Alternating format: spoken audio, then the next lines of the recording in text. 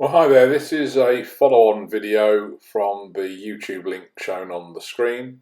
I'll try and put a hot link below where I mistakenly tackled this large walnut log all in one piece, and it was too out of balance, as you will see if you watch the previous video.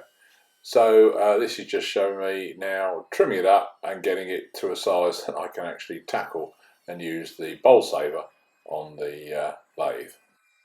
I use the Oregon electric chainsaw, which comes with the blade with a sharpening stone in it, which you can quickly sharpen the chain with. It does eat the chain up fairly quickly when you do it, but it does make sharpening it a lot quicker and easier than doing it by hand, in my view. So I'm progressively going to take the edges off of the chainsaw, but I've also got a rather rough face from the previous chainsaw work, so I'm using the Arbortech with the carbide cutters on it just to smooth the face down a bit.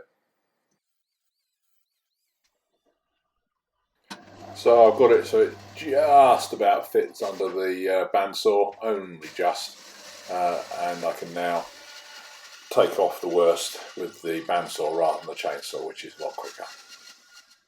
Okay, so I've cut this down to size, a couple of inches smaller than it was before, in depth and in diameter, but hopefully it will fit on now.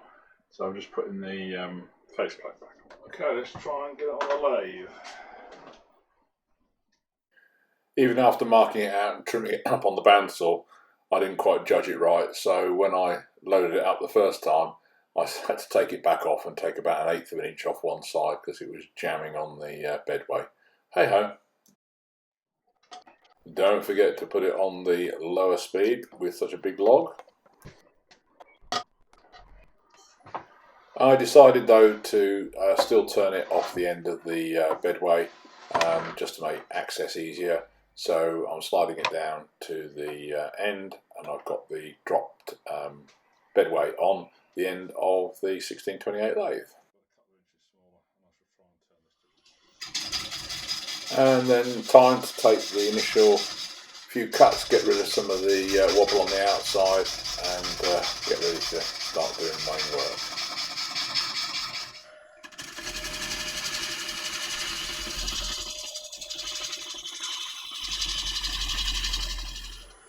And then on to squaring up the front face, which has got about 1/2 inch or more of wobble on it.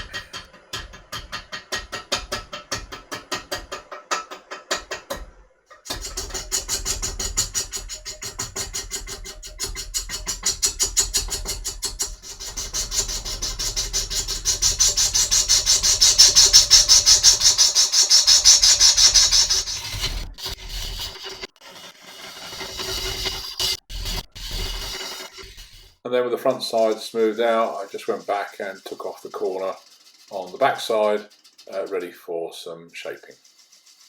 Well, that was hard work, but I've got it enough to round now, and slightly smaller in diameter that I think I can slide the headstock back and do it normally, so I can actually use the bowl saver. So here you go. Right, so I've got it off, slide it back. Okay, so it's now on. Yeah.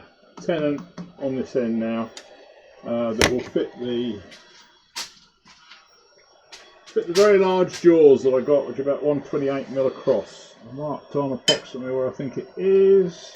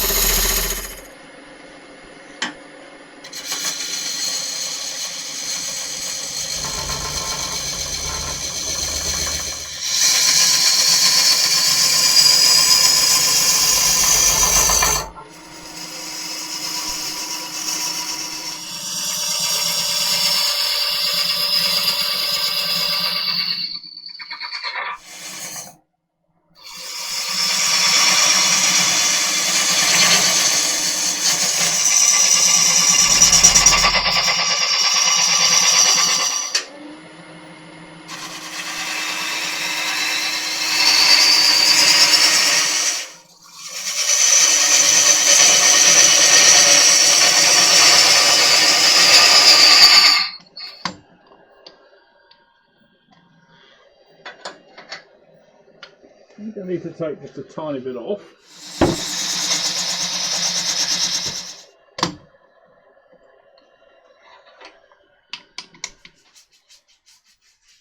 So I'm putting end seal on because I think the outside is pretty well done for this particular bowl, and it will go into the bag to dry after it's done. So I've got it on the jaws. These are these very big jaws with the teeth that dig in, which is why I fiddle about with getting the tenon to a size where if it did crush in to go all the way into the base of the teeth, it would still have enough meat to grip it. So I've got the Woodcut BowlSaver rig set up, and I've used the laser guide to work out where the first cut should be so I can get the biggest chord bowl out that's possible. Just taking the laser off so it doesn't fall off because there's always a lot of vibration.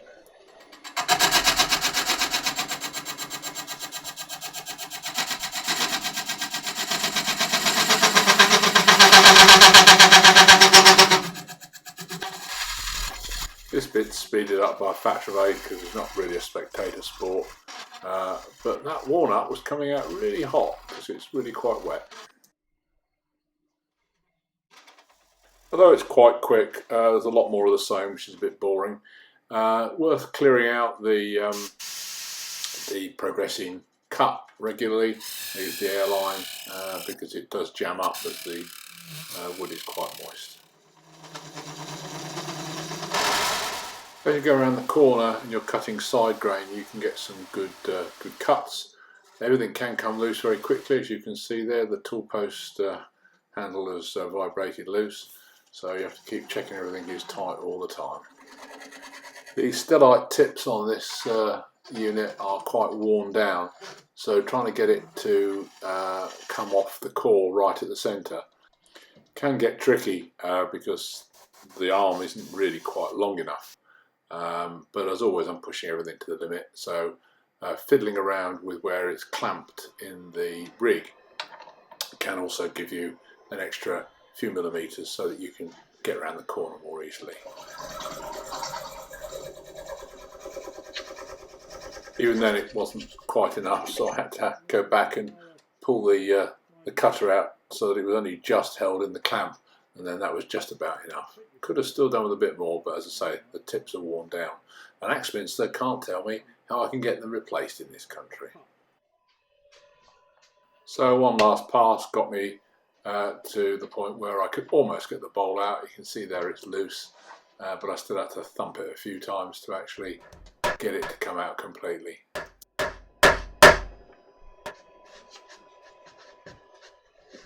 I'll get it off eventually. There was an annoying small amount of fibre still held at the centre, about 10 mil, I think in the end, and I just had to put the faceplate on and twist it off.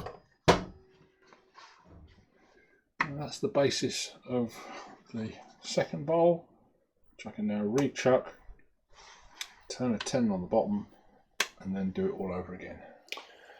The bowl is actually quite thick at the bottom, so I need to take out quite a chunk because again the BowlSaver really was not big enough. So I've now got the woodcut hollowing tool on it. I'm turning in reverse with the chuck having the grub screw tightened up so that I can see what I'm doing. I'm turning on the opposite side to usual. I need to take about 15-20 mil out the bottom. As you can perhaps see, I'm fiddling with the tool and I can't really get the cut on it that I want. It's too much on the nose rather than on the side. So at this point I decide to go back to traditional turning, turn it on the inside, and that way I can use the side of the woodcut, which has got much more cutting area. This is bringing the tool into its own and getting some serious shavings. You can take out a hell of a lot of wood very quickly when it's green, so you do have to watch it because it will tear great chunks out, and of course it can be quite delicate too, but this was good. This really started to hog out the bowl.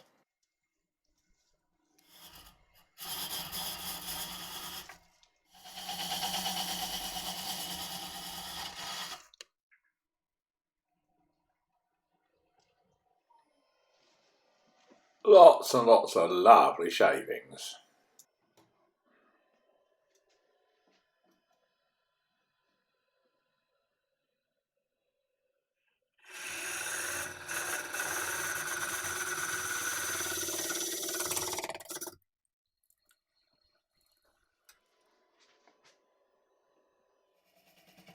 The woodcut hollower really peels the wood out at a great rate of knots if you get it on the cut right. Getting it on the nose to start the cut can sometimes just mean that it clogs and you don't get quite the starting cut that you want. As you can see, every now and again it bounces around and then it starts to cut better on the side.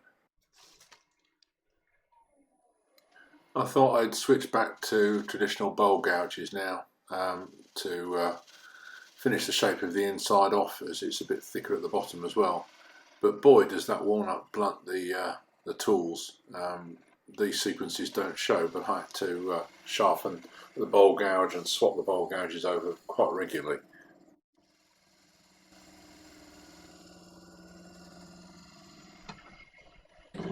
To get the bottom trimmed off, I now swap to the bottom feeder bowl, one with a sort of 70-80 degree micro bevel grind at the end. Getting there for the rough turn, not quite yet though. Having now successfully blunted most of my bowl gouges, including the bottom feeder, I thought I'd now swap to a Hunter carbide that I got lurking. I rarely ever use, but it's got a nice strong fat shaft which seemed to suit the extra depth I needed to go in. So I just use that to trim the inside and also try and get that lumpy thickness out at the corner.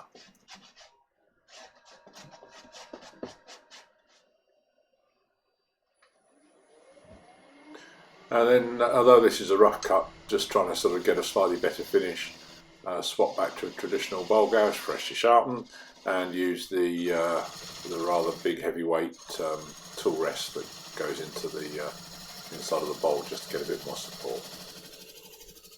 Okay, so that's it, rough turn.